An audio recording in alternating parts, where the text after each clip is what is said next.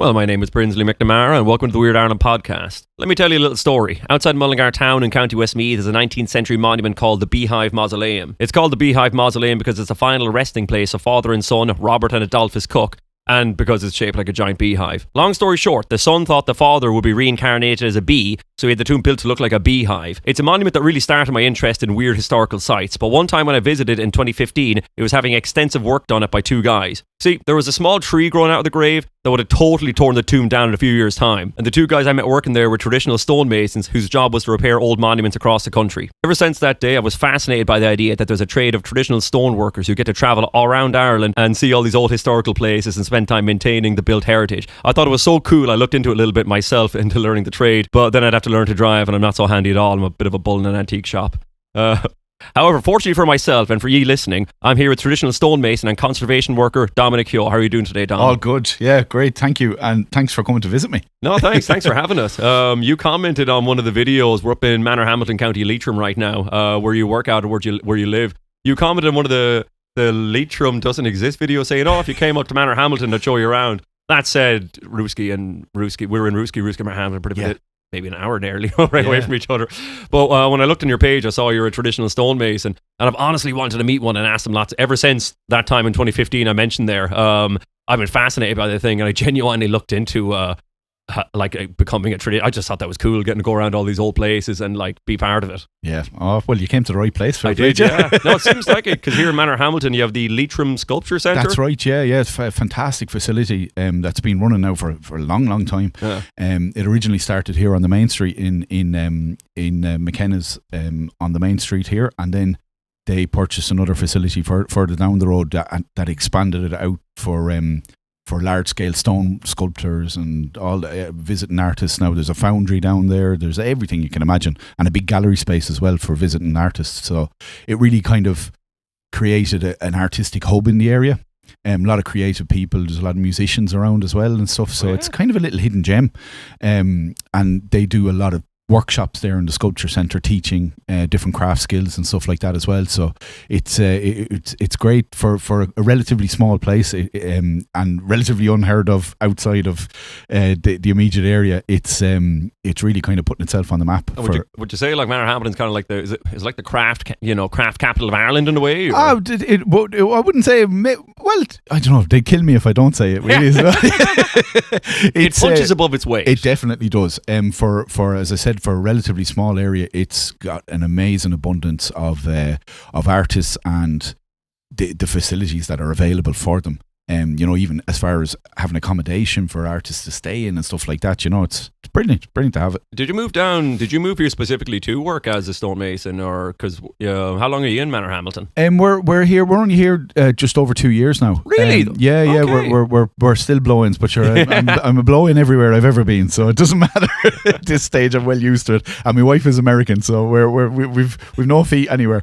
But it's now saying that, everybody has been absolutely amazing to us since we've been here.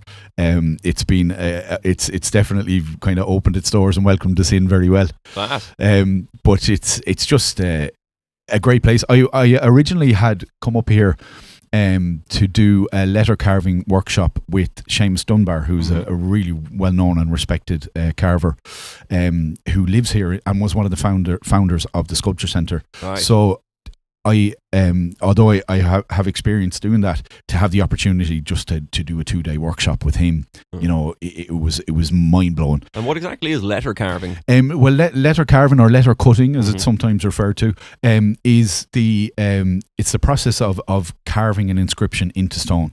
There's a couple of different techniques involved in that. Whether you wanted the letter V cut or in relief, as we were kind of talking about earlier, but it's basically the art of carving an inscription in stone, and that's as old as human beings. Have you ever seen the TV show Squid Games by any chance? I have, of course, yeah. Do you know the? I have not seen it, but I know the bit where they've got the cookie, and like if you're trying to get the triangle out, it's easy, but trying to get the umbrella out. Is there a letter that when you're doing stone cutting that's harder than the rest? Everybody has their own kind of nemesis when it comes to letters, I suppose. S is a very difficult one because of the sweeping curves, and O is is very difficult. But even something as simple as I can be quite difficult because it's a straight line. Right. So yeah, and that's surprisingly difficult to do. Really? So Roman numerals would be tough? Yeah, Roman numerals and particular lettering types. I mean, that's another thing that we have to be careful of when we're picking inscriptions. Sorry, I'm jumping straight into inscription right now and going on. But the type of letter that you use. Some clients would come to me with a computer generated font now, and that's it's very different than a hand drawn letter or a hand set inscription, because of the way that letters are spaced for a computer or for a typewriter or any that kind of thing. It's very different than the way we actually see space with our eyes, right? It's not the binary way that it's set out for a computer. When you're writing an inscription, the spacing has to be very different, and then it's very different depending on the size of the word, where it's going to be positioned as well. If it's above you, it needs to be tilted slightly forward. There's a lot of things to factor in when you're actually laying out an inscription. Right. So sometimes people come to you with a particular style of letter, and it's just not suitable for carving in stone. Can you do any typeface, or is it just that's not possible? Well, to be honest, the only reason that I wouldn't is because if you had basically a dictionary full of typefaces, every single client that comes to you would have a different typeface that they like, and your head would be melted trying to just keep up with the amount of it, because there's endless possibilities for lettering. So what a very good friend of mine down in Cork said to me once, he's an amazing letter carver and mason, Victor Daly. He said to me that he has 3 lettering styles that he has up on the wall in his workshop, and when a client comes to him for an inscription, he points at them and says, "You have a choice of one of those." The classics. So yeah, and RT1, they're RT2, amazing. TG Caher. Exactly. Yeah, it's not broke, don't fix it. Exactly. So it's you can get. I mean, you can go down the artistic route where you can create lettering styles. Stuff like copperplate and all that kind of stuff. Oh. It's beautiful, but it's not suitable for some types of stone as well. You have to factor in the type of stone that you're using. Before we go into the type of stone, can I just go on to so your business you own is Memento Mori Stonework. Yeah, Memento Mori Stonework, and I went on your website naturally, and here's some of the services that was written that you offered on it: traditional stonemasonry, letter cutting, monumental masonry, traditional lime mortars, craft training, and conservation and restoration of vernacular structures. So how does your whole job work? What's it you're doing most of the time? Yeah, well, I mean, would you believe it? That list is actually abbreviated down. Oh, really? My line of work, as with a lot of people who work in conservation and restoration, it's a very broad spectrum of skills that you have to have, because every single job you go to is different, I suppose, like on a day-to-day basis, I would, my on-site work in conservation and restoration, they're 2 very different things, by the way. So conservation and restoration are very, very different things. Conservation is the conserving of the material of the building that's there, and with as little kind of impact into it as possible. And restoration is you're restoring the building. And you're sometimes putting newer materials in there, and blending them with the old as well. So conservation and restoration are not interchangeable; they're 2 separate things. Like sales and marketing, I don't know. Yeah, something like that. Yeah, and so like my day-to-day site work would be, say for instance, just a job I was doing before Christmas, on a house that was built in 1780.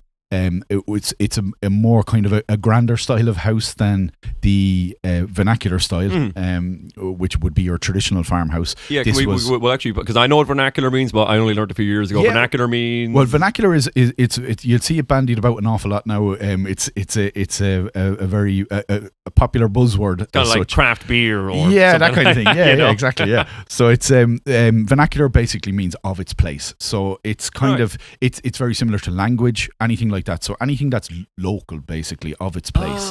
That's what vernacular means. People say local vernacular for your language and stuff. My God. That's or an accent or something like that. That's what vernacular is. So it's the easiest kind of description is of its place. So that is applicable to architecture too. Yeah. So when we are talking about vernacular structures, we're talking about traditional farmhouses, what people would refer to as cottages. The people in conservation restoration world don't generally like that word because they don't like vernacular. No, cottage. Oh, cottage. Okay. Yeah, I mean it's become a blanket term now, but originally it was for a very specific type of vernacular house. All right. So they have all these proper designations, I guess. Yeah, and most people who lived in a traditional farmhouse would have called it a farmhouse, or that cottage is a newer blanket term that is used for them.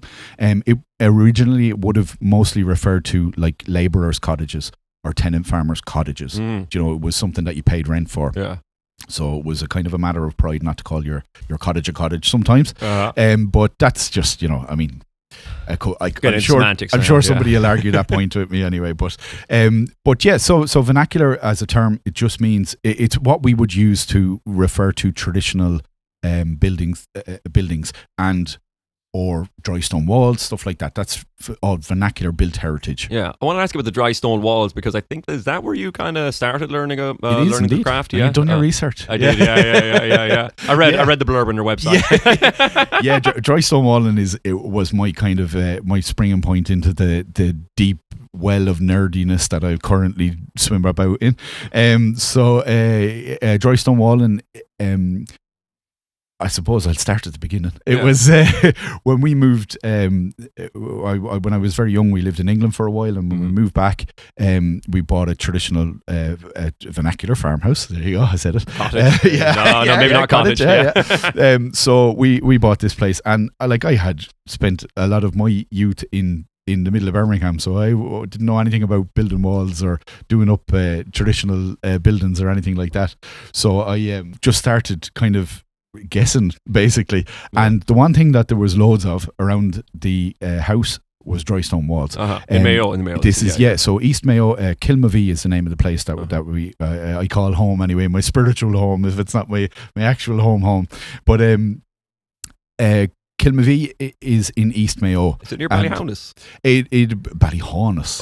How dare you? I never been. I got my Midlands whatever dialect coming in. But it's it's not far from there. Yeah, it's kind of near Knock Airport. I remember you saying that you love Knock as one of the weirdest towns in Ireland. Yeah. I find it a weird place. Not even essentially for the apparition. Well, I mean, but the fact that it's a village and it's got like this 5,000 capacity cathedral in it, and it's a trippy place. It's a very trippy place. It's a spectacle. It's a spectacle. It really is. And I mean, it's not even when we moved there first, nearly 30 years ago. My God, you want to see that place in its heyday? Oh yeah. But anyway, I go off on a tangent. But East Mayo, anyway, this area of Kilmavie, where our house is situated, is a particularly stony area in a particularly stony area. So it's a stony area of the stony area. Yeah. So the local kind of local name for it would be the Clahogs, which is like the small stony area. So that's the kind of local slang name for that area because it's so rough. So there's loads of walls basically, and I just got fascinated with these dry stone walls. I was like, it was something kind of new to me. And dry stone walls are like, just to clarify, anyone doesn't know, they're if you want to explain a dry stone wall, what it's used for, and your traditional dry stone wall in Ireland is what you see kind of crisscrossing the landscape, particularly in the west and into the north of Ireland. They'd be more prominent in the landscape, but they're basically field divisions for dividing up the land and creating stock-proof fences. And the people were just ingenious on how they created these things. There's as many different walling styles in Ireland as there is, townlands nearly. It's a fascinating thing when you delve into it, and we'll definitely delve more into it as this interview goes on. But it's like in that area of Kilmavie, the stone is quite flat. What kind of stone is it? It's a sandstone. There's various types there. There's a conglomerate sandstone, and then there's glacial till there as well, which is more rounded. What is? Oh, that's the type of stone. Glacial till. Glacial till is they're usually kind of mounds that you see in the fields around. when glaciers were retreating, they were leaving piles of stone and stuff under them. But because they were being dragged under the glaciers, they were rounded. Right. So they're very, very round stone. Yeah. So there's pockets of that, and then there's pockets of this really, really nice flat flagstone. That's beautiful to build with, and very forgiving when you're learning, because it's all flat. So it's quite easy to kind of make solid, And around that area, there's some amazing, huge, thick walls. There was so much field stone in the fields that people were trying to clear, that they made these walls called consumption walls. And consumption isn't anything to do with the disease. That's or what I was going to. Yeah, that was my guess. My guess was to.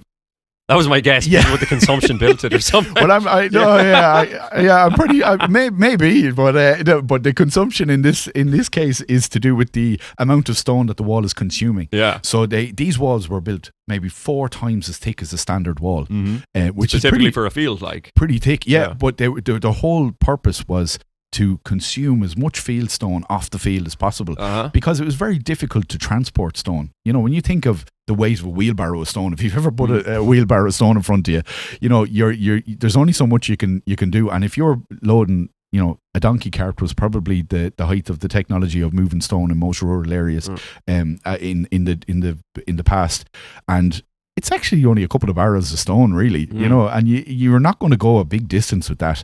So people just used what they had to hand, and minimized the amount of effort that it took to move it, and so like accents, local styles developed in local areas because people didn't travel outside of there, and they had an abundance of material that was beside them in the field, and each type of stone has a particular way that it needs to be built in order to make a proper stock-proof fence. And these are dry stones, so it's no mortar, exactly, no because concrete. again, it was as soon as you start introducing mortars into it, then you have to source at that time the limestone. You have to burn the limestone to create lime. Yeah. Then you have to quarry the sand, find a sand pit to make the mortar, and that's adding an awful lot into what is technically just a stock-proof fence that you're creating. So instead of going down that route, they found ingenious ways of building the stone in such a way that it locked together without the use or need of mortar. And they don't fall down, or they need... Well, I'm sure there's a lot of farmers that will tell you, they'll they do roar maintenance, at me. but it's not going to fall down in a day. I'm sick of fixing them breaches and all that. But it actually, when you look at the landscape in Ireland, there's over 400,000 kilometres of dry stone walls in Ireland, and an additional 210,000 kilometres of stone-faced ditches, stone-faced banks. Stone-faced ditches. Yeah, which you'd see more up around Westmeath and around the Midlands and out towards Kildare and that area, but where they didn't have an abundance of field stone, but they used the stone they had to protect the earth banks that were separating the fields. Sometimes they planted hedges on them as well. I was going to say that in Westmeath, at least in the Midlands, it's very common that fields are separated by hedgerows. Exactly, but must have been maybe there was probably a foundation before that underneath. Sometimes, sometimes. But again, that was just the people using ingenious. They didn't have an abundance of stone, so they used hedges instead, or they used a clay bank and a hedge. So in places where they had an abundance of stone, they came up with this amazing technique. As I said, there's like nearly 400,000 kilometres of it all around Ireland. We have one of the most densely walled countries in Europe. I think Croatia is up there fairly high with it as well for a massive density of dry stone walls. Wow. Yeah, and Greece has a lot of it too. Places you wouldn't expect, But so in East Mayo, you're talking about it's sandstone and glacial till is used. Yeah, it's the vernacular stone. If you went to West Mayo, is it something else? Well, like all around that area, it's more commonly limestone. Oh, right. And limestone would be probably one of the most abundant stones in Ireland. It's the bedrock underneath a lot of top layered stones. Yeah. It's older in a lot of cases than some of the later sandstones. So when I'm jumping way back now in the midst of time. So when the Carboniferous Sea was kind of the base underneath a lot of the later stones, so that sea became Carboniferous limestone, and that's where you'd see little fossils and stuff in limestone, because that was actually a seabed one time, and limestone is formed by the shells and bones of all those animals for millions of years floating down to the bottom of the sea and being compressed. and that's why you'll often find little fossils in limestone. We wouldn't have as many fossils in our limestone as they do, say, in parts of France and England, right, where it's more of a Neolithic limestone. We have a Carboniferous limestone, which is slightly different, and that's what gives it that bluey grey colour that we have in Ireland. Right. So when you see that blue grey colour, that's generally a limestone in Ireland. Sandstones vary hugely in colour. Even in Ireland, and then we have granites, which would be famously more associated with the Dublin Mountains, Wicklow, of course. Very, very, very famous place, Ballynockin and around that area for quarrying granite. There are pockets of slate in Ireland, but it's not very common at all. There are parts of Wicklow that have little bits of it. More famously, the Valentia quarries in Cork. Island? Yeah, Valentia Island down there, Cork Kerry area. That's a very famous slate quarry, and a beautiful stone, but very difficult to get now. Is it real marble in Ireland? We were talking about marble earlier. Yeah, well, there are a lot of stones that get called marble. There's the Marble Arch is not far from here. That's a cave. Yeah, and see, most of the stuff it was a very clever marketing tool. Yeah. They were even, they were into marketing 200 years ago as well. It's like cottage or craft beer. Yeah, so marble was a big thing, and sure, Kilkenny is called the Marble City. There's no marble in Kilkenny. It's limestone. It's polished limestone. Now it's polished to a very, very high degree. I tell you what, it fooled me my whole life. I always thought it was stuff like that was marble. Yeah, it's we don't have a true marble in Ireland, but we have a lot of things that are marketed as marble. So down in Kerry and Cork, they have a red marble. Cork red marble, they call it sometimes. That's a conglomerate sandstone. That's just polished to a high degree. It's beautiful pink red colour. It's absolutely stunning. Then there's obviously the famous Connemara marble quarries in Connemara. That's actually a serpentine stone, which gives it that green colour. And again, another one that's kind of polished to a high degree, looks like a marble. Antrim had very famous limestone, a very steely grey limestone that they called marble as well. And then Kilkenny, which had a lot of fossils in the limestone. So when you polish that up, sometimes it looks like a starry night almost. It's black stone with speckles of fossils in it that really shine up when it's polished. Did you learn any geology anywhere, or has this come with the trade? Kind of by default, yeah. Well, sounds like you went to college for university for geology. My mother would tell you, when I was a little kid, she was permanently given out to me because I was always picking up stones off the playground in school and putting them in my pockets, and when she put them in the washing machine, you'd hear because I permanently have stones, bringing home stones in my pockets from school, and my desk in school used to be full of stones as well. So I guess it was in me, but I just didn't know at the time. I was going to ask about dry stone walls. There's I don't know, you probably do know about this. I don't fully understand it myself. Very recently, maybe a month ago, the UNESCO dry stone walls in Ireland became a UNESCO protected. What exactly is that? Do you know about that? Yeah, they received UNESCO World Heritage status. Specifically dry stone walls, or dry what exactly? Stone walling. Dry stone walling. The technique of building it and the actual dry stone walls themselves. So what they have become, the Dry Stone Wall Association of Ireland was behind creating a petition to give to UNESCO to actually try and push this forward, and we've been plugging away in the background for a long time to try and get this status. So what it means is that it has been classed as an intangible part of our cultural heritage. Wow! So there's 4 other things on the UNESCO World Heritage list for Ireland. I know if we're talking about sites, it's Brunabunya. Are we talking about sites or crafts? As intangible cultural heritage. Okay. So there's uilleann piping, harp playing, which was only put in like 2019, which is crazy, and hurling. And there's one other I can't think of, but it's not actually Brunabunya, and dry stone walling has just been added to the list.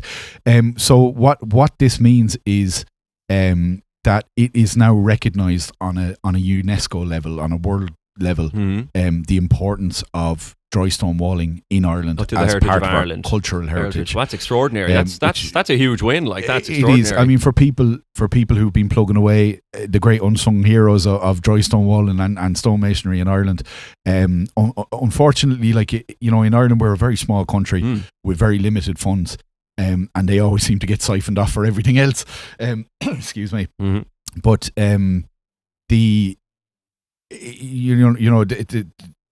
it's such a valuable part of our heritage and such a visible. And everyone knows about dry stone walls. Anytime they shoot a movie in Ireland, they shoot the Banshees of Inisherin, or they shoot anything like that. There's they'll a donkey do it in the looking west, over and you'll get that shot of the dry stone walls in the west of Ireland. Because then iconically you're in Ireland, and that's it. Honestly, that's like any visiting dignitary, there's a backdrop of a thatched cottage and looking out over Connemara or something, and there's some lad playing the pipes, and playing the inland pipes, and there's hurling going on in the background. And the irony of it was, Irish traditional music gets very little funding. It does get a certain amount, but and the craft skills and heritage, built heritage in Ireland gets very little funding for what it needs. And so, but yet they're our main selling point to people who visit the country. And Jesus, the great diaspora in America are dreaming of the landscape of Ireland with thatched cottages over it. There's 3,000 thatched cottages left in Ireland, traditional thatched cottages in the whole of Ireland. Right. That's thatch. Yeah. Like original historic thatched cottages. There's 3,000 left in the whole of Ireland. We drove through Longford today. There's quite a few in Longford, I think. Actually, there's pockets where there'd be there's a concentration of them. But if you think of the whole of Ireland, that's nothing. Insurances now are killing it, but I'll go down that road yet. Yeah. But yeah, I mean, to just get back to the point about UNESCO World Heritage Site, it's huge for of course. Wait. Yeah, I'm just going to, it's Shameen here, I'm just going to jump in with a question. I've just been listening in, but what does it mean when something has World Heritage status, like it's protected, but it can't be knocked down, or? It awards it a certain amount of protection, but more so it's just recognition. Although that doesn't seem like a lot, when we are trying to promote things like craft training and traditional dry stone walling, and we're trying to advocate for the protection of it, it gives us a certain amount of backup as such. It's even though it might be on paper in some cases, it still gives you a bit of legal status nearly. Okay. Whereas, sorry, go on. Let me put it this way. So you mentioned that there's dry stone walls in Croatia and in Greece, for example. However, are they going to be UNESCO protected, or is there a particular way it's done in Ireland that form has been UNESCO protected? Well, I think it's just in reference to Ireland in particular. I think they've just recognised how abundant and rich the styles of walling are here in such a small country. I'm not exactly sure about the status of Croatia and Greece as far as UNESCO is concerned, but I know the Dry Stone Wall Association have been working very closely with a lot of associations in Greece, and they were very strong advocates of getting us our UNESCO World Heritage status. Have you ever been to, or do you know anything about I'm sure you do, the Achill Stone Wall Festival? The Arran Island one. Or is it Arran? Yeah. Oh, it's Arran. Sorry, I was thinking, I mistook it for Achill Island, County Galway. So it's actually... Achill is in Mayo. Don't forget that.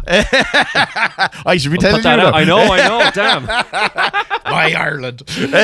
But we're talking about what do you call it? So it's actually the Arran Islands in County Clare. Sorry, County Galway. Yeah, Inisheer. Don't be careful, Jesus, you'll get me home.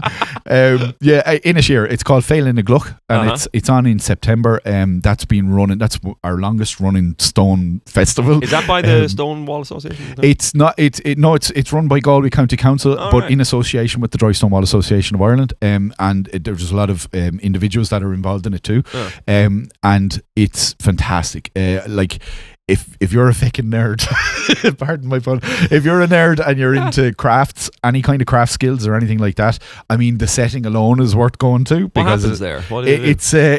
I know, everybody is like, hang on now, a stone festival? Yeah. I think that sounds awesome. Yeah, I know, but it rocks. You and me wouldn't be the norm, But you nearly got by me that one.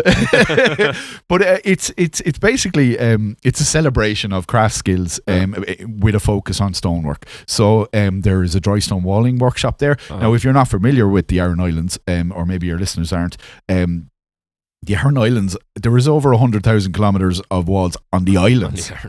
Just on the islands, and within those, there is a mind-boggling amount of different styles of walling that are just on those islands. It's funnily enough it's three islands: Inisheer, Inishman, and Inishmore.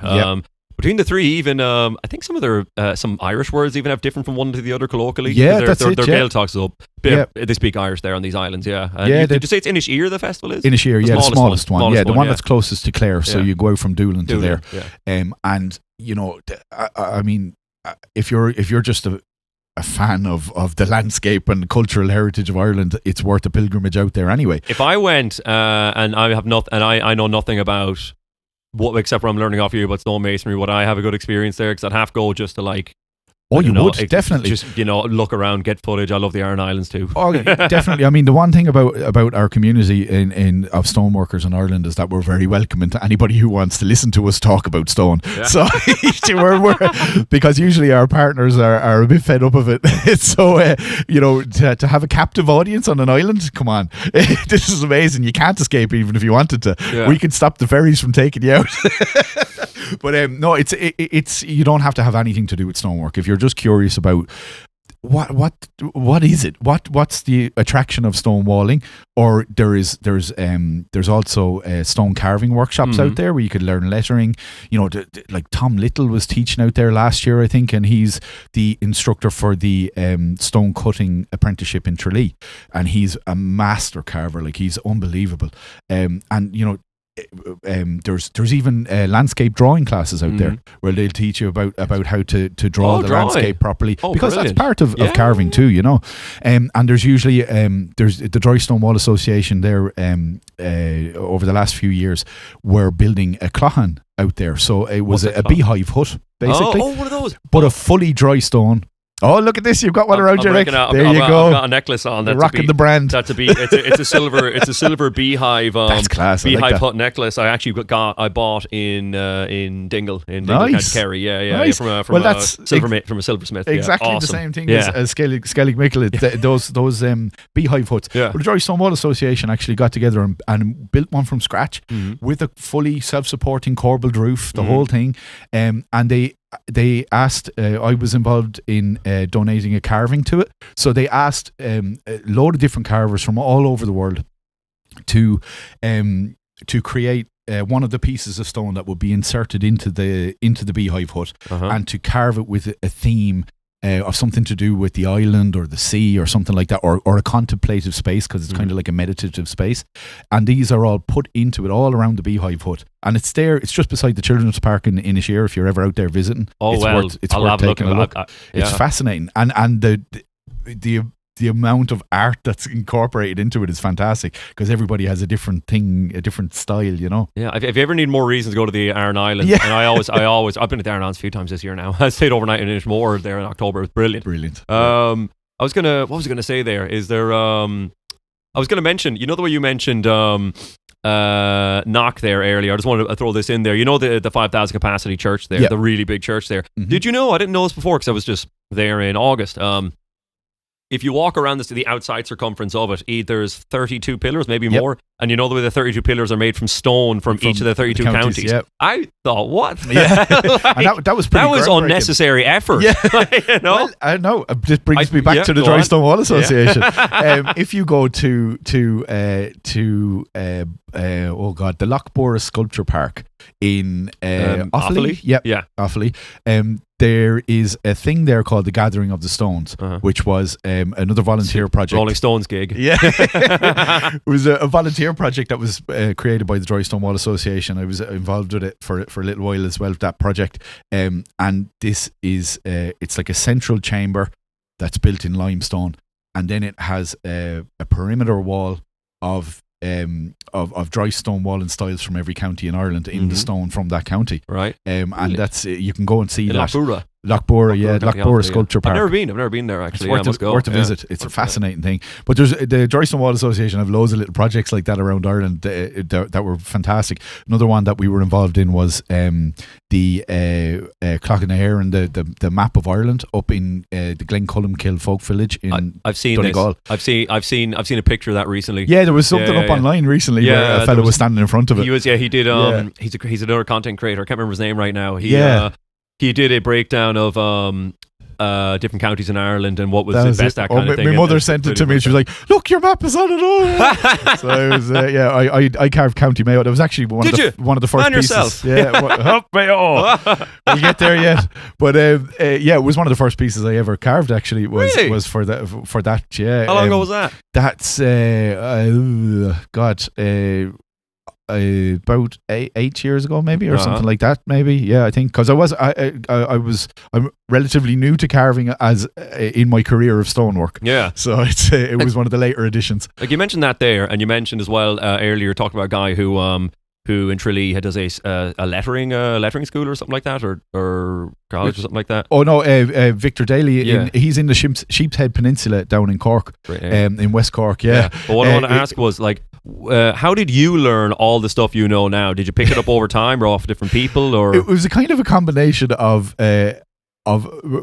learning from some amazing people that I happen to work alongside with and under, and just being an immense nerd about anything to do with history and folklore and culture and stone in particular. This just happened to be. It's just a path that kind of ended up in front of me. Yeah. I started. My first ever job when I moved back from England was a Foss job. God be with Foss. Way up Foss. Yeah. He went to face of. You're like a Foss last boss. Yeah. No. Our buddy. We've an our buddy is a yeah. Yeah. But that was it was such an important job for me in general, because it was the rebuilding of the Michael Coleman homestead in Mount Irwin, just outside of Gurteen in South Sligo. Mm-hmm. So Michael Coleman don't know anything about that one. Yeah, never heard of that. Well, it was this Foss project. Like, it got with the Celtic Tiger days. They were firing money left, right, and centre at these projects. But Michael Coleman was a very, very famous fiddle player that emigrated to the States, and he was from that area.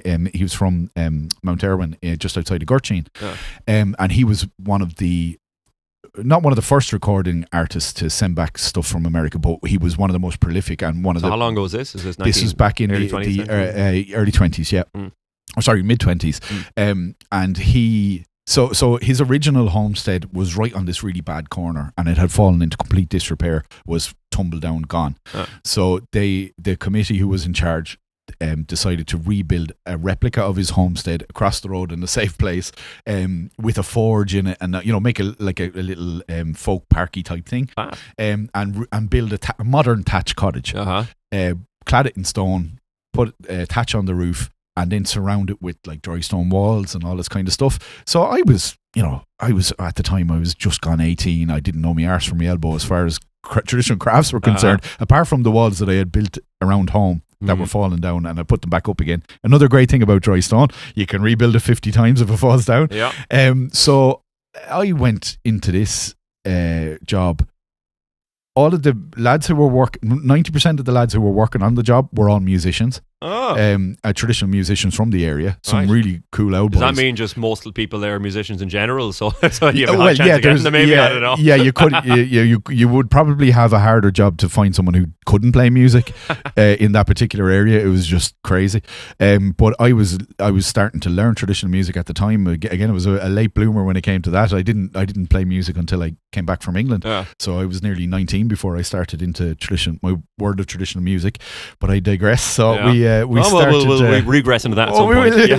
But so I met all these mad characters, all the most people involved in traditional music. So all these old boys, like, just great stories and everything. But the fella who was doing the stonework was he was kind of looking at bits I was building and stuff. I was messing around on the building site, building a bit of a wall here, there, and everything, hoping nobody would see anything. I was mortified. And then he's like, good pun. No.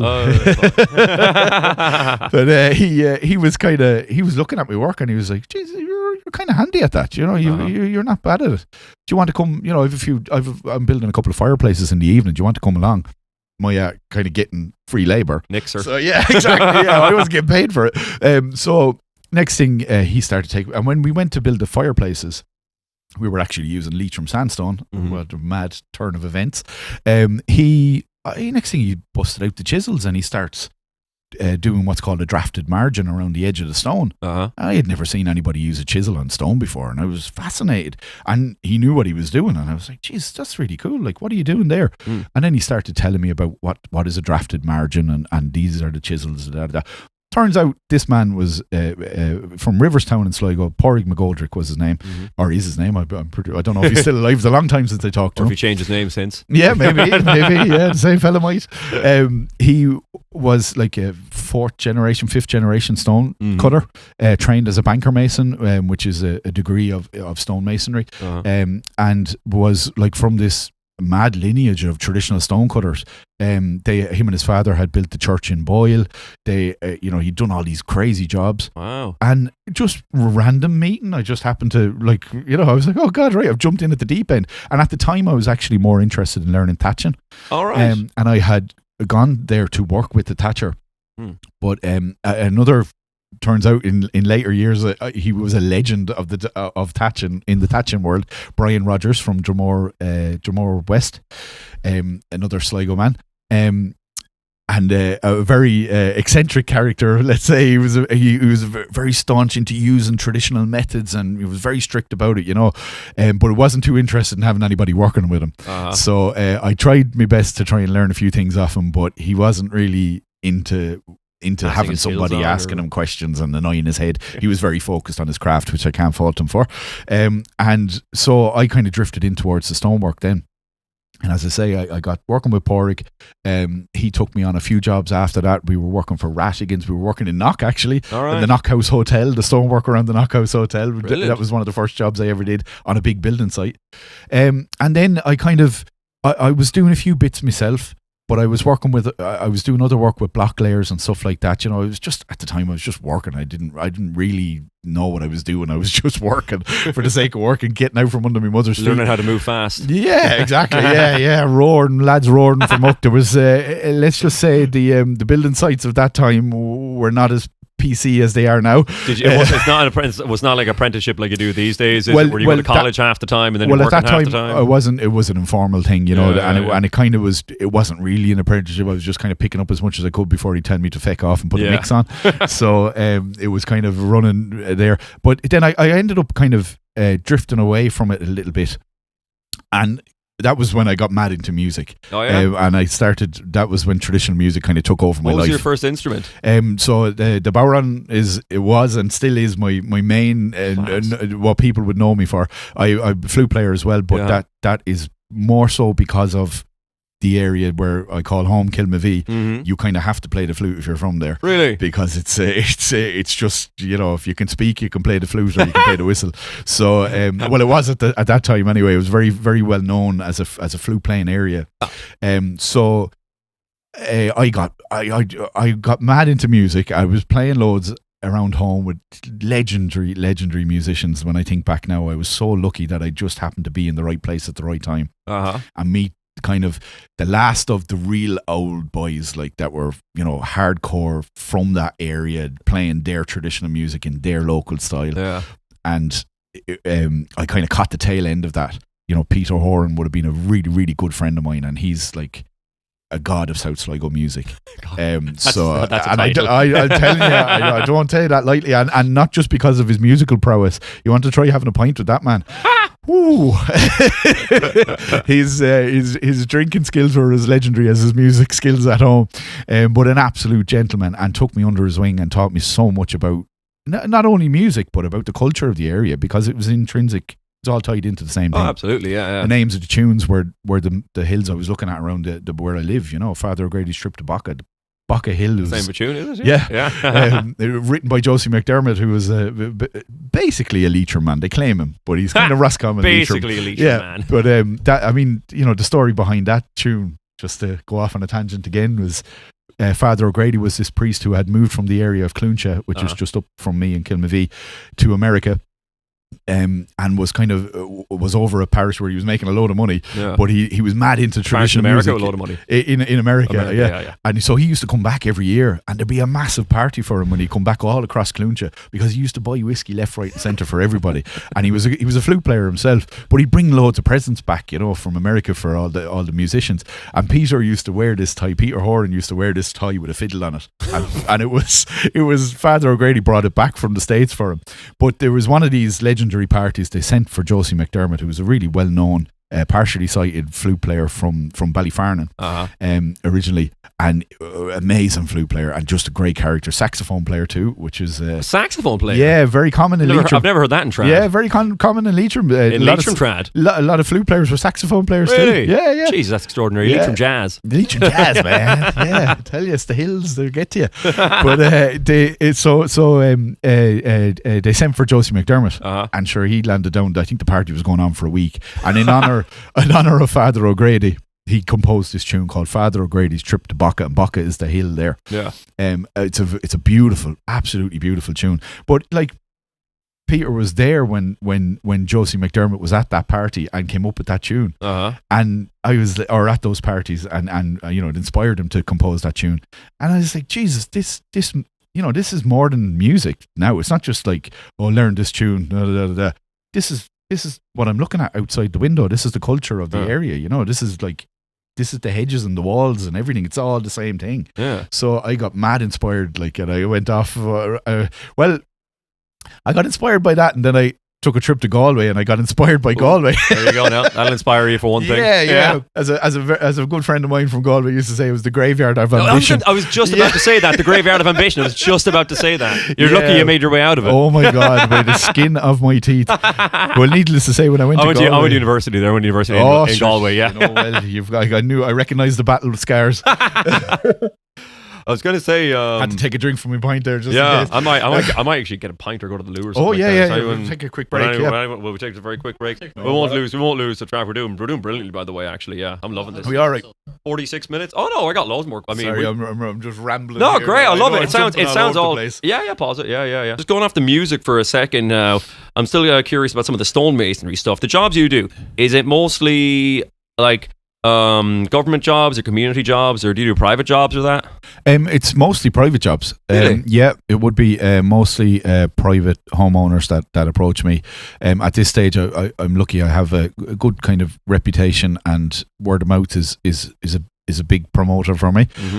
And social media has been fantastic. Now, I think a lot of craft workers are finding it very beneficial now for promoting their business and getting, maybe not getting work, but just showing people that there are the likes of us still out there. So I from time to time I would do a little bit of government work, and a lot of my work over the last few years was through craft training as well. It was a good portion of my work. But yeah, say last year now, it was a lot of I was doing some quite big scale work on historical houses. One of them was in private ownership, the other one was a hotel. So it was kind of it's a mixed bag of everything. If it's a protected building or that kind of thing, so I guess what I'm asking is, there's traditional stonemasonry is what you do. Is there non-traditional modern stonemasonry? Are they two different things? Very different. Yeah. You couldn't see there, but I was raising my eyes to heaven. I was gonna make that known if you didn't. Yeah.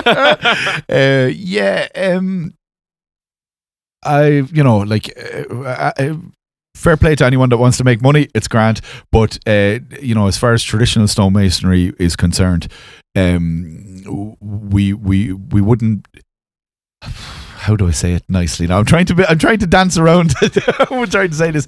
I suppose stonemasonry is a term that's bandied about an awful lot, and people call themselves stonemasons that build stone. There's a big difference between being a stonemason and a builder of stone. If you are a modern mason, you are more reliant on cements and that kind of stuff. So unfortunately, the over-reliance on materials like cement means that they're actually looking for the mortar to hold the wall up instead of the actual stone itself. And you will see that a lot where people build a concrete block wall or a concrete block house and they clad it in stone. Mm-hmm. There are some amazing people who do that kind of work that do it very, very, very well. But unfortunately, there is an awful lot more that don't. And they are what I would call the pick and stick boys. So they basically pick the stone up and they stick it in the wall with cement. It's all edge bedded, which means that the flat face of the stone is facing upwards rather than into the wall. So it's not structural. And they're usually doing a veneer of probably 4 inches thick at the most. That's a very, very common thing. Some people don't seem to see the difference. But if you're very proud of what you do and you've spent an awful lot of time putting an awful lot of hard work into it, then you'll know the difference. From my perspective as a traditional stonemason, and why I call myself a traditional stonemason is because I use a lot of hand tools, and I would spend a lot of time building structurally strong walls, whether that's a dry stone wall with no mortar, whether that's a mortared wall. If I do use mortar, I will 9 times out of 10 use a traditional lime mortar rather than a cement based mortar. There's still an element out there that doesn't fully understand what lime mortar is, and are convinced that if it doesn't have cement in it, it won't stand up. And cement is kind of the arch nemesis of a lot of our vernacular buildings. But in saying that, there's no wrong mortar, there's no wrong material, there's just a wrong place to use it. And so unfortunately we kind of at some stage in the not too distant past, cement came the kind of one shoe fits all, one size fits all solution to all of our building problems. So it's wrote the theme tune, sang the theme tune. So that's kind of it's a mortar, it's a plaster, it's a concrete. It's a miracle cure for all your building needs. Whereas it was only ever meant to be used in a concrete scenario where it's mixed with gravel and it's used in a reinforced wall situation. Then after the Second World War, when there was a big boom in rebuilding the cities, particularly in England, that got bombed during the Blitz, and there was a big push to rebuild all these cities as quick as they could. People realised that you could make a mortar out of it. You could lay, whereas with a lime built structure, you'd have to leave it for a certain length of time between courses or between lifts to dry and set. All of a sudden you come into work the next day, the cement is set. Grand, you can horse up another load on that wall the next, very, very quick. So it speeded up the building process. Unfortunately, then it was used for the restoration of old buildings, because it was seen as this miracle thing. And now we're finding, like many, many, many years later, how bad it is for a traditional structure, and how this kind of it jars against a lot of traditional materials, and is the root cause of an awful lot of problems. Not all of the problems, but an awful lot of problems. Is just because it looks it looks incongruous, or because it can actually damage the rest of the structure around it? It's on a material level, it's the wrong thing to introduce into a traditional building because it's so hard. It sets very quickly, but it also sets very hard, but it's also extremely brittle, which means that it will crack on a hairline, on a molecular level almost. It will have hairline cracks in it. It's not, unless it has a waterproof additive, it's not waterproof. People think, if we plaster this in cement, it's going to keep the water out. It doesn't. It actually keeps it in, because unlike a lime mortar, which is traditional lime mortar, I'll explain that in more detail now in a second. A cement mortar is very, very slow to release water once it absorbs it. A lime mortar will absorb the same amount of water, but will release it as a gas very quickly. So it is better for your building because it means that the water doesn't, which in this country means rain, because that's something we can't escape from, unfortunately. If only we could roof the country. Yeah, Jesus, if only we could, wouldn't it be great? Jesus Christ, keep the tourists out. Unfortunately, it doesn't expel all of the water before it gets pushed further back into the building. When the building gets saturated with water, it lowers the temperature of the building, and then you end up with cold, damp, this thing now, which unfortunately is a stigma that has been painted onto vernacular houses. Yeah. They're cold, they're damp, you'd never dry that place out. Oh, Jesus Christ. I built an extension onto that place and it was the driest room in the house. The rest of the place you'd want to knock it. Oh, there was never, you put something on the floor there and it'd be soaking wet when you pick it up. Unfortunately, these are all tropes that are associated with vernacular architecture that have nothing to do with vernacular architecture, only the modern materials that have been shoehorned into it at a later date. Yeah, even like the three of us all lived in, me, Shameen and Miles, we all lived in Edinburgh, and we all lived in a flat that was built in the 1890s or 1880s. I never, now it was cold, but that was just because we didn't have any heating. Yeah, well, yeah. But I never. Student living. The heating, there was no heating really, and damn was gone. Big, huge windows they have in Edinburgh. Yeah, huge windows. Of course, yeah. No curtains for the marathon. Nobody's curtains that big, but they were, yeah. But I never noticed mold in there. Did you? The bathroom? Yeah, but that. But again, that was not an original. That was not the original bathroom. It's that was modern, not like the rest of the room. Yeah, it's a modern room in an old structure. Exactly. No, the bathroom was very not original. The rest of the thing was like the windows were the original windows from the 1890s. Yeah, you know? Not going into a clinic of diagnosing your old house, but that could be a whole other podcast on its own. But the phenomenon of damp in Ireland is something that, if you work in anything to do with conservation, restoration, or old buildings in general, or in construction, the absolute terror of damp that we have in this country is some well, to do with a traditional structure anyway. It's just a misunderstanding of how we manage these buildings and these structures. We're still only really learning how these buildings functioned originally, and for a long time we kind of we misunderstood and we underestimated the actual understanding of materials that the people who built these houses. Now I'm talking about traditional farmhouses, the very humble cottage in inverted commas, a traditional vernacular structure. We really underestimated the knowledge of the people who built them. For a long time they were seen as kind of like a lot of things in to do with rural Ireland. There was a stigma attached to them. They were seen with poor times. We're very, very close to our rural history in Ireland, which unfortunately means that we don't have a rose-tinted view of it. We have a very realistic view of it in a lot of cases. So that means that there isn't a lot of romanticism when it comes to looking at our rural history in particular. But to do with vernacular structures and that. We're only maybe one or two generations from, in a lot of cases, or maybe less in some, from people who actually were born and reared in these houses with big families, small houses, hard times, like unimaginably hard times. So that's a memory that's a folk memory that stays in our tradition for a lot longer than we realise. And so the stigma that's attached to these buildings, they're damp old places. Why would you want to live in that? They're seen as backward, and unfortunately, then the people who built these houses were seen as backward, and they were only firing up a shelter quick. They were. How would you fire up a shelter quick if it's lasted for 250 years? Do you know what I mean? Now. I don't think half the stuff that sure the ghost estates around Ireland. I know it's a common enough thing that's said, but I mean, a lot of modern buildings that were never finished during the boom times.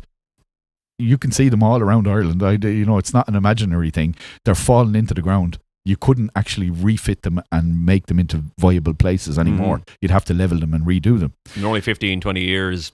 That's it. A blink of an eye in comparison to a traditional structure that's sat in a field with unimaginable amounts of modern materials fired at it over the years, and then has probably been neglected for 20, 30 years, and then a family buy it and move into it or try to do it up. And it's able to take that. I mean, that's miraculous. That building has changed hands and lives so many times, and it's still a viable, comfortable family home when it's done properly. To this day in Westmeath, you see, especially around Collinstown, Crooked Wood area, like North Westmeath, there's a lot of what would be vernacular houses that I remember only a few years ago when they were wrecks. Now they're a very small house and they were wrecks, but a lot of them have gotten bought up and rebuilt. I don't know if the word is rebuilt, but like turned into a renovated, house now. Renovated. There we go. Restored, restored into a house people live in now. Only in the last 5 years. Yeah, about 5 years. Yeah. Well, like from the time these houses were built in the distant past, they were evolving along with the people who lived in them. You know, I mean, part of the fascination that I have for vernacular architecture is the individualism of every house, because they weren't built off plans. They weren't copy and paste. They weren't, like, even within a certain locality, they changed an awful lot because the geology in the field down this way meant that the stone, or sometimes clay or cob or whatever, meant that your house had to be built in a certain way. And, you know, 2 fields over, the geology is slightly different. The house was built a certain way. Maybe the person who lived in this house was a weaver. They had a loom in their house. Maybe the person that was down here, you know, cottage industries, I will say. Yeah, you know, and so their house reflected that. Yeah, you know, like I remember going out to an island in the I think it was Scattery Island in the Shannon Estuary. A fella asked me to have a look at a family home, or a building that was belonging to his family, and it was one of the most fascinating cottages that I ever went into, because it was like literally walking into the past. It was fascinating. Yeah, it had a wooden crane. You know, the crane is the implement that was over the turf fire that allowed the pots to be swung in and out above the fire for cooking and for boiling water, whatever. But this crane, which is usually made of iron, was made of wood. Right. It's a very, very old style. When obviously iron wasn't widely available out in these islands, so they just used whatever scrap washed up timber they found. Yeah, and it was perfect, you know. And then the other thing that I really noticed was the width of the doorway. So I couldn't get over it. It was massive, the width of the doorway. And then it dawned on me gradually that they were fishermen, and they were bringing their nets in to dry in the kitchen above the heat of the fire. Wow. And hang it from the rafters. I didn't know you had to dry a fishing net. Yeah, so in some cases just to stop them from rotting. Fair. Okay, yeah, when they were made of more natural materials. Come on. By the way, I'll remark where are we recording this podcast, in by the way? The back of Biddy's, which is a beautiful pub run by Cormac and his staff in Manorhamilton on the main street here. So very live. Every now and then somebody might come through, and I'm like, yeah, come on through.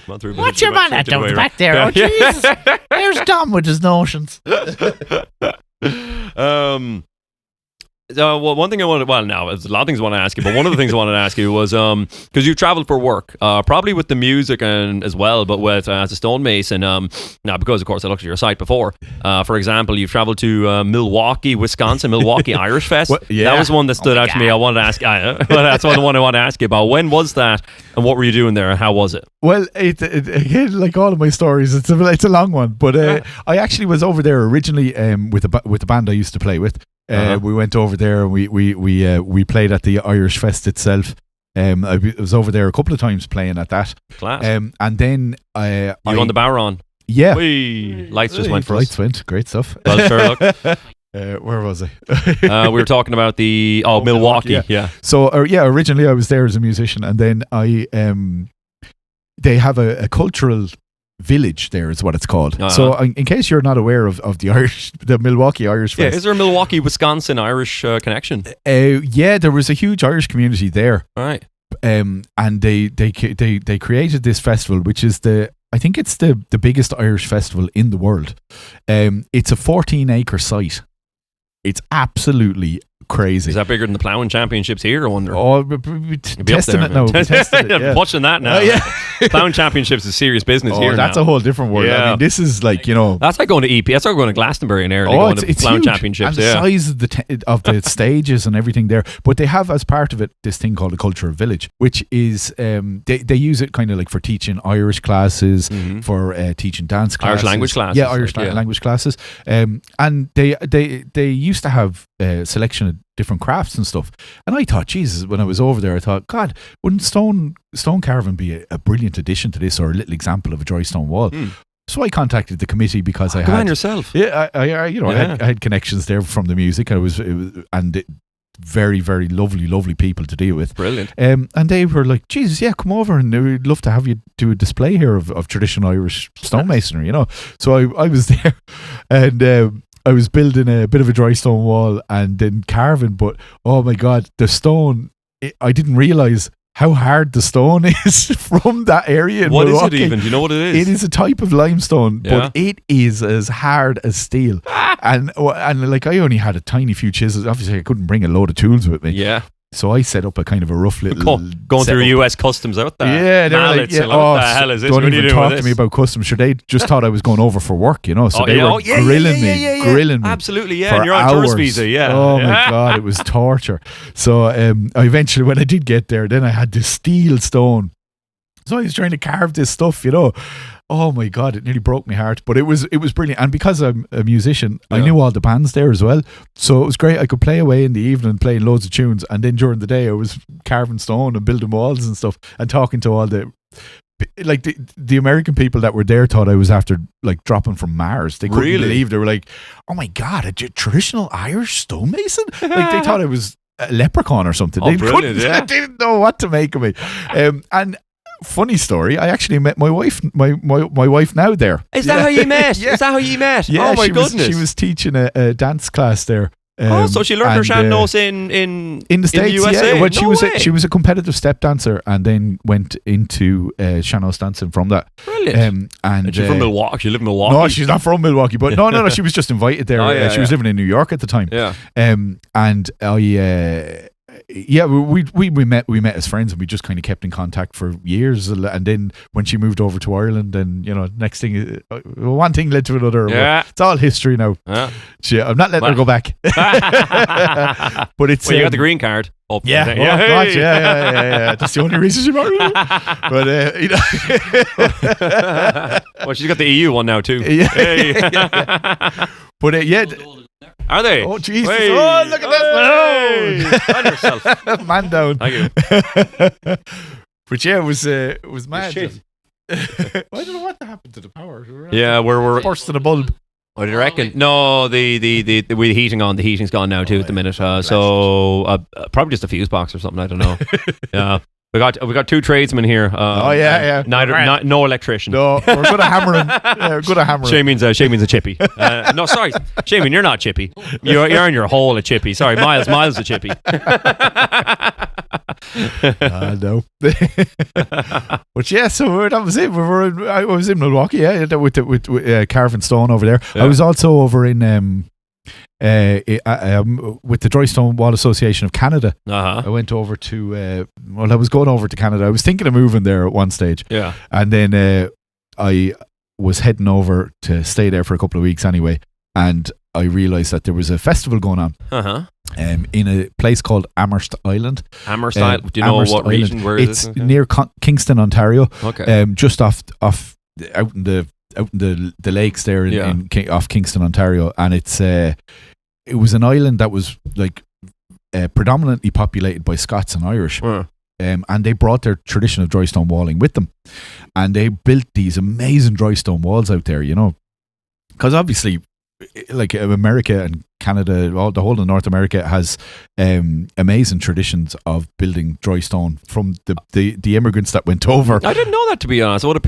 I just picture like Nebraska or that kind of thing with like wooden palisade or something like that. All around like Vermont, Kentucky, and Virginia, and all around there. There's a great tradition of dry stone walling from the people who moved there from England, Ireland, Scotland, all other places in Europe, and brought that with them. So this place in Amherst Island, it was called the Amherst Island Festival, and it was with Dry Stone, the Dry Stone Wall Association of Canada, who are just a great bunch as well. They're just such a great community. So I kind of randomly I ended up out there anyway, and ended up meeting all these amazing masons that I had only kind of known online, you know. Mm-hmm. And we built this fantastic feature that's still out there.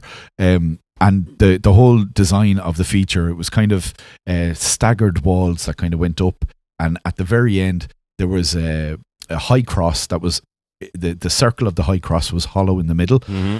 And then at this end there was at the opposite end there was a wall going across with a small little carving of a claddagh ring and two hands clasping it.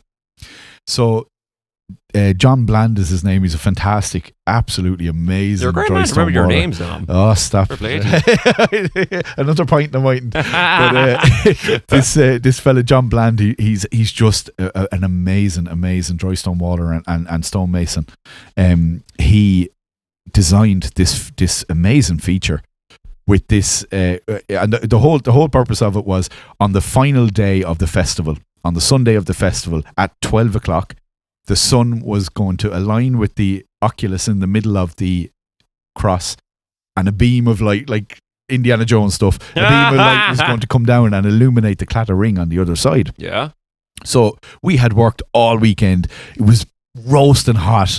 We were working all weekend. We were drinking like mad as well. So that didn't help. But we got the whole feature finished. And on the last day, we were all kind of, it was coming up to 12 o'clock. We were watching. Next thing, all of these clouds blew in, covered the sun, and John was like nearly crying. We'd been building this feature for the whole weekend. He'd been like researching the astrological cycles so that he knew where the sun was going to be at 12 o'clock on this day. And he's got to wait a year until. Yeah, that's it. Yeah, but like this was showtime. If it didn't happen, then we were going to have to wait a year. Yeah, and I wasn't going back to Canada. So next thing, we were there, and Bobby Watt. Robert Watt is a legend, absolutely legendary stonemason who runs a huge stonemasonry company in Ontario. Nice. He runs a huge RJW stonemasonry in Ontario and Canada. They had the contract for doing the Parliament buildings in Ontario. Oh, so wow. Like he is at the cutting edge of technological advances in stonemasonry. But anyway, happens to be an absolute legend. He's from Arran in Scotland, the island. There is an Isle of Arran, the Isle of Arran. Yeah. And he's like his life story is just, oh God Almighty, he's amazing. But an absolute gentleman and a great singer as well and guitar player. So coming up to 12 o'clock, as I said, John was about to throw himself into the lake because all of the work was in vain. And then next thing, Bobby grabs the guitar and he starts singing "Here Comes the Sun," by the Beatles. And would you believe the clouds parted and the sun came through like something off the movies, straight through the oculus and into the Claddagh ring. And there's pictures of us all lying either side of it, like, man, in tears nearly. But that was a fantastic project to be involved in. And there was a book like made of the festival as well, and I have it at home. We just got lights back. Yeah. And same way you were talking about the light here coming. Comes the sun. Here comes the sun. Here we go. The lights just came on in the back here again. Cheers. Cormac, the owner of the pub, is here. Cormac, thanks a million, Cormac. Himself, the owner. Yeah. There'd be no lights at all if it wasn't for this man. No worries. We'd Thanks, put another 50 Cormac. pence in the meter, Cormac. So you mentioned, the thing you were talking about there, the light through the Claddagh and all that kind of thing. It reminds me of Newgrange in a sense. The way Newgrange in controversial. County Meath. Why is that controversial? How did I go through that? Controversial. Is it original or is it not? Was the light box original or was it? Well, here's the only thing because I'm not a stonemason like you, and not quite a nerd of stone myself, but I'm pretty sure the outside white wall that's from like the 1960s, isn't it? The 80s, yeah. The 80s. Mm-hmm. Jesus God. And so is there a controversy over that light? I mean, the quartz is the only the bit that you see that was rebuilt. Basically the whole tomb was rebuilt because it collapsed. Yeah. So anyway, okay. I don't want to be pulling away the veil here. I didn't know that because that's just a commonly considered well, it is it's our figurehead as far as megalithic monuments go. Absolutely, it's our Stonehenge. Yeah, it's not Henge. It's always lauded as it's older than the pyramids, it's older than Stonehenge. Oh, people love that line. But I mean, it's true. But technically, it is. Yeah. But there are a lot of elements of it where you can see it hanging on an I-beam and it's full of concrete.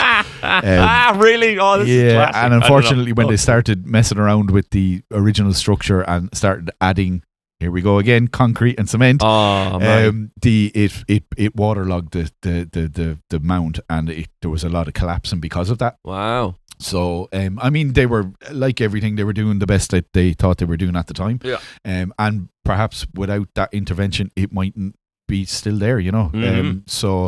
But there is a bit of controversy as to whether the light box was moved from its original position at some stage, or whether it was Whether that was whether it had collapsed in prehistory and was rebuilt the way it should be, or it's artistic interpretation at that stage. It's hard to know. The reason I bring that up is because so you deal with a lot of like you work with protected buildings, do you?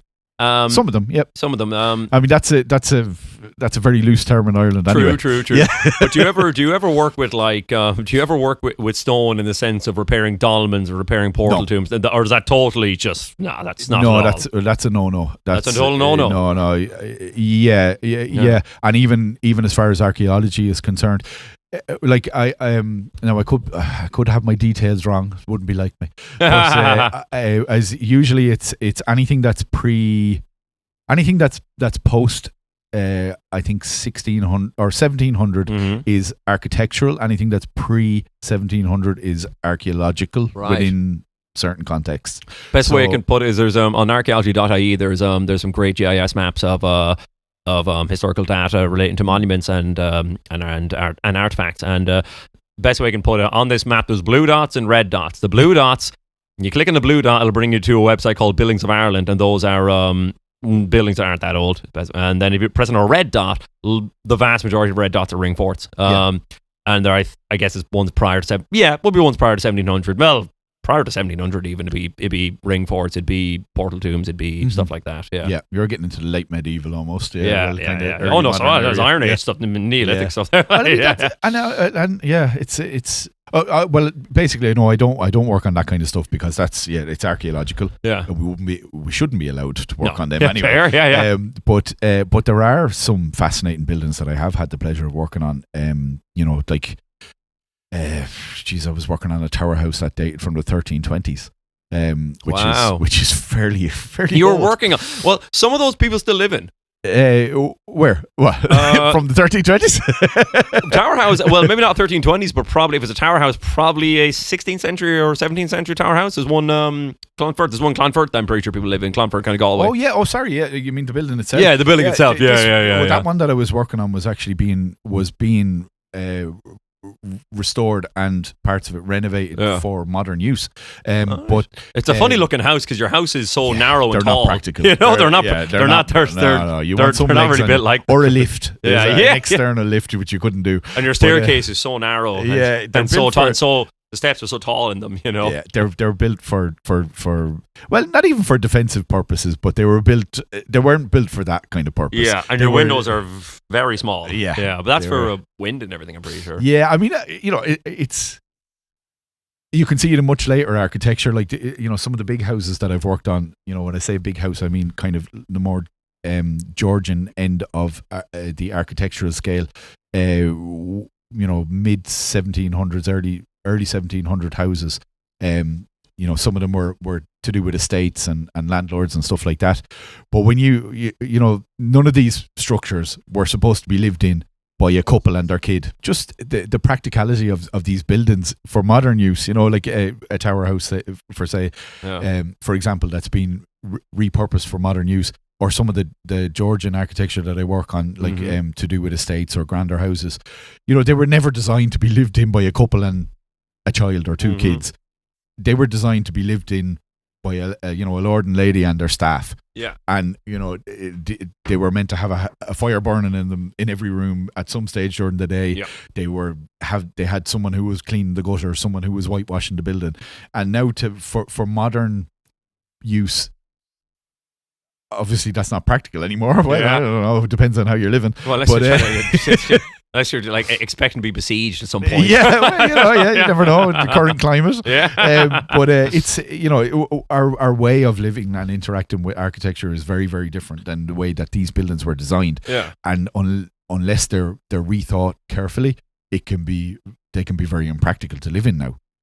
You're very expensive to upkeep. Yeah. Because you haven't got a staff of 200 people that are tipping their hat at you, and that's good enough for them, unfortunately. I was going to ask you worked in, one of the other places I worked in was Spike Island, the jail, the prison? Yeah, the prison there. The prison county court. I wasn't in it, but yeah. Oh, did you work? Okay, you were not incarcerated. I wasn't the client. You were incarcerated in Spike Island. But that's, it's not an active prison To be honest, it's not that long ago it was an active prison. I'm Yeah, pretty it was. sure. I think in the 90s. 90s. Yeah, I think it was 90s still a being prison. used. Yeah. But that was a fascinating project. Very difficult logistically because we had to get the ferry out from Cove at 4:30 in the morning. The ferry Jesus, went. God. So, and we were travelling from Clonakilty. So it was already like an hour and a half or something to get there. Right. And then, Size of Cork. and then it's good. Amazing people, but my God. No wonder they never leave the place. Yeah, Like, it's that exactly. big. They don't have to. So we get the ferry out at 4:30 in the morning, and then we land out to Cove, and you're on the island. It doesn't matter what the weather is. You still have to kind of do your job, you know. Yeah. And it's a very unforgiving place. There isn't a tree to hide behind or anything Being like that. incarcerated there, you know. And that's the other thing, you know. It was like I don't get creeped out by the places I work in. It's heralded as one of the most haunted. Yeah, is that what you're getting at? There's definitely a vibe there. Yeah. I've been in. I had my workshop for a while in Dysart Castle. Like that's where I worked out for a little while on my own in Dysart Castle. Where's that? In it's just near Corfin in Clare. Corfin, yeah. So it's a beautiful old tower house, but like I was in that on my own, and I never felt bad. The bats were grand; they didn't disturb me too much. But that place, you knew you were in a place with a long and checkered history of weirdness. I remember there was literally story I was telling you about the renovated houses in Northwest Meath. There's genuinely one back in 2020. One near Crooked Wood, and now it's been renovated and people do live in there now. But back when it was being renovated, down in the local bar there, the Wood in Crooked Wood, one of the builders was saying or one of the guys working for the builder was like, I saw a ghost there. Yeah, I'm not going back in there. I wouldn't doubt anything, you know yourself. Like, we are Irish altogether. I'd never be too brave to say that they don't exist. But I haven't seen one personally myself, and I've been in some weird, spooky places now in my time. But that was definitely one of those jobs where, you know, I remember the boss sending me down to plug in a lead one day, and I was looking for the transformer box, and it was way down in what would have been like the old asylum part of it. And oh my God, you go down that corridor, it'll put the hair standing on you. And I was never so glad to see the box to plug in the lead, and I tore back up that lane. I hope they were giving you a Sunday rate. I'd be working Wouldn't there. have been enough. And if you saw the stone, I mean, I'm not even talking about the work itself. My God, the stone is called ashlar, right? So ashlar is a style of very fine stone masonry where the joints between the stonework are 3 mil, roughly between 5 to 3 mil. Sometimes they're less. These blocks were a meter long. They were about 400 high, thereabouts. The original blocks were a meter deep, but there was parts of it we had to replace the blocks because they were broken out when they were putting in new doorways. I thought you were going to say guys trying to bust No, well, geez, they do well if they were trying to. You could tell it was a prison. That's all I'm saying. I've never seen blocks of stone this big, but we were putting back kind of cladding versions of it, you know, with more modern materials. That's what the builder and architect specified. Yeah. But even to get those stones into the gap that was there by the original stone, we only had 3 mil clearance on either side. So we had to get this massive, which was still a very heavy stone, up and into that slot without chipping any of the stone around it and without chipping the stone that you have, that you're putting in. Sorry, that was torture in itself. Never mind what went on inside the prison, but it was one of those places. And oh God, I won't even tell you about the toilets. There's a lot of builders on one island and only 2 toilets. I hope you got to use the warden's toilet at least, or something like that. Not like the prison block, you know. It must have been a very rough warden anyway. That's what I'm saying. We're coming out of nowhere there, but I wanted to ask you about the kind of everyday kind of aspects of the job, because back in the Leitrim Sculpture Centre, you showed me like you hammer the chisel against something, and at least for me, not being used to it, makes a big bang and a shake. Yeah. And I was like to you, do people get the shakes off that? Like, does that affect you? Well, wear and tear on the body is a big aspect of my work, unfortunately. I suppose nowadays we're a little bit more aware of it, and it's not it's not unmanly to say that you're hurting. Yeah. Do you know what I mean? Years ago, it was like, put up and shut up, and you can't complain. Yeah. Just have a pint and shut up.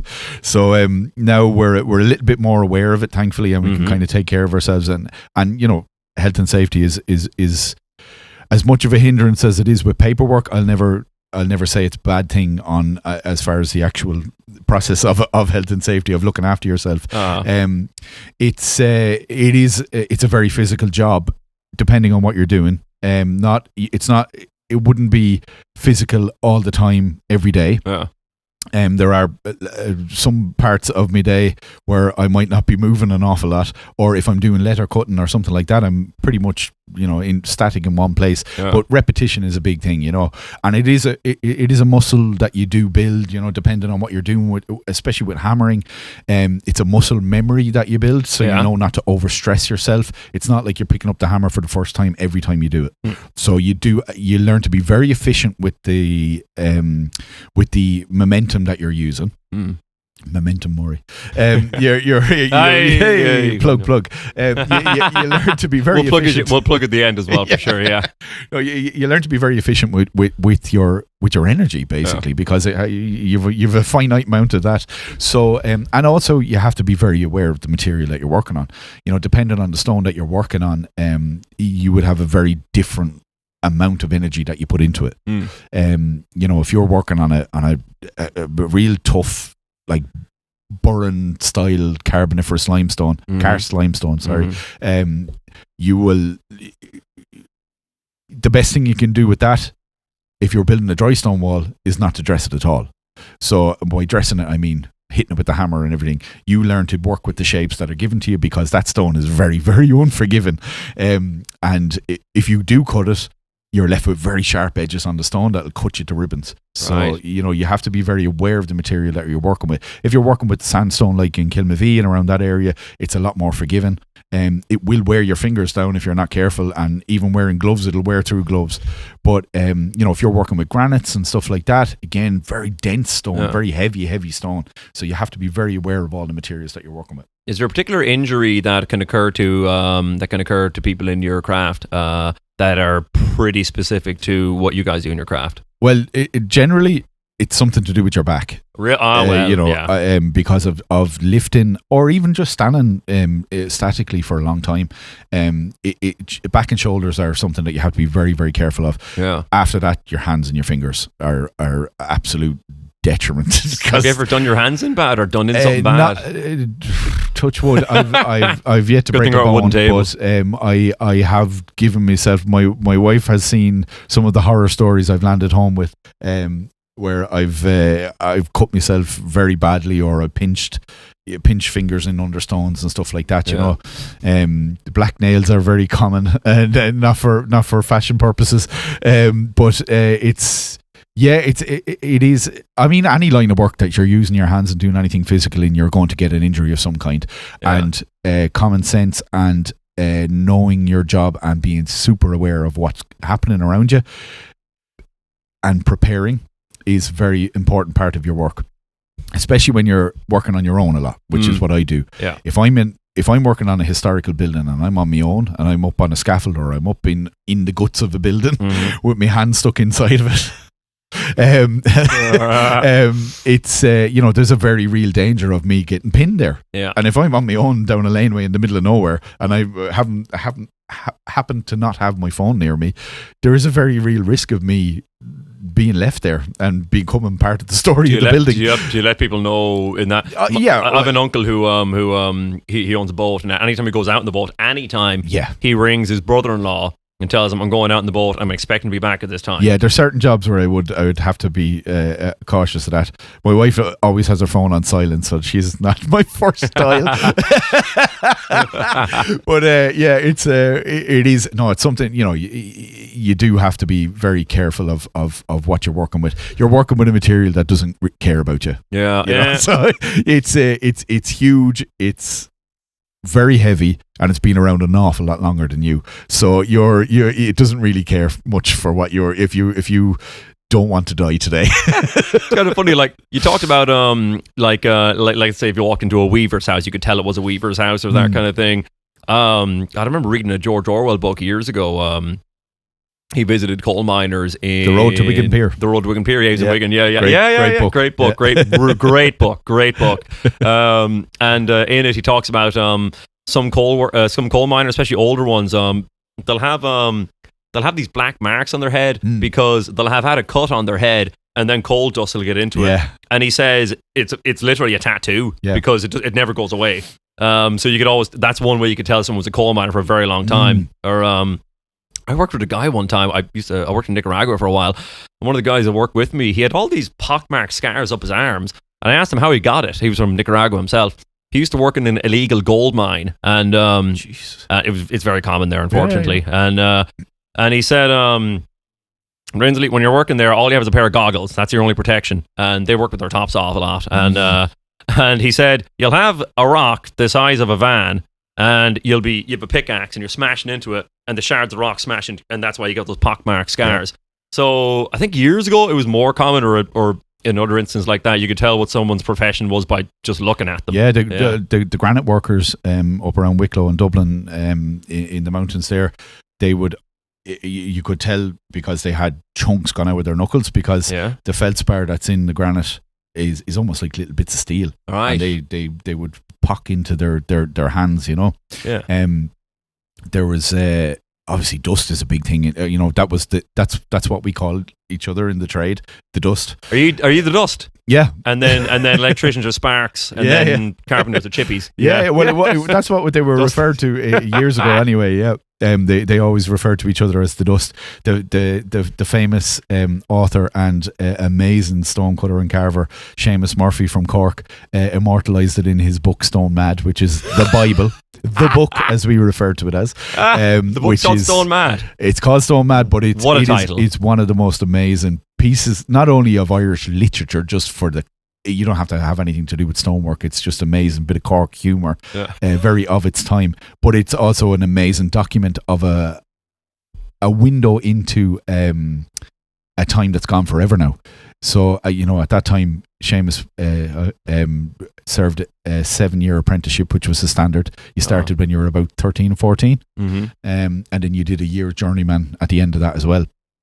And only then you could kind of call yourself a craftsperson. But he documented that time of his when he was serving his apprenticeship, and just the characters that he met along the way, all the stonies that he met, all the members of the dust that he was learning from, who were at the time in their 70s and stuff, you know. And this was in the 20s, I think it was. So they're talking about, you know, the 1800s. It's amazing window of time, you know, and that whole thing is gone forever now. You know, but he still keeps in that account of Stone Man. Yeah, that's what I mean. Like, and that's why it's such an important document. I had to give it a plug. No, please do, because I'll seek it out. Well, it's the 50th anniversary this year, and they've released a 50th. Well, they're releasing in April a 50th anniversary edition. Brilliant. But it's the 50th anniversary of its publishing, and Seamus's son, who is Colin Murphy, very famous Bowron player with Dannon. There you go. Hero of yours. Yeah, exactly. Yeah, there you go. The circle of life. Look, wait 1 second. Look, no, wait. Look, Dom, I don't want to cut you short or anything like that. We might end up recording inside a little bit more. Who knows? I'm going to get another drink after this. I'm just letting you guys know. All anyways, but just in case we run out of power, it's been an absolutely great conversation. We might have more in a minute yet. Let's see. But if not, thanks a million for the great conversation. And where can people get you? And, you know, plug yourself. You know what I mean? Well, thanks very much, lads, for coming all the way up here and meeting me and listening to me waffling about stonework. You can find me on Memento Mori Stonework on Instagram. Or you can find me. My website is mementomoristonework.ie, and my Instagram is kind of where you can find me on Facebook as well under the same thing.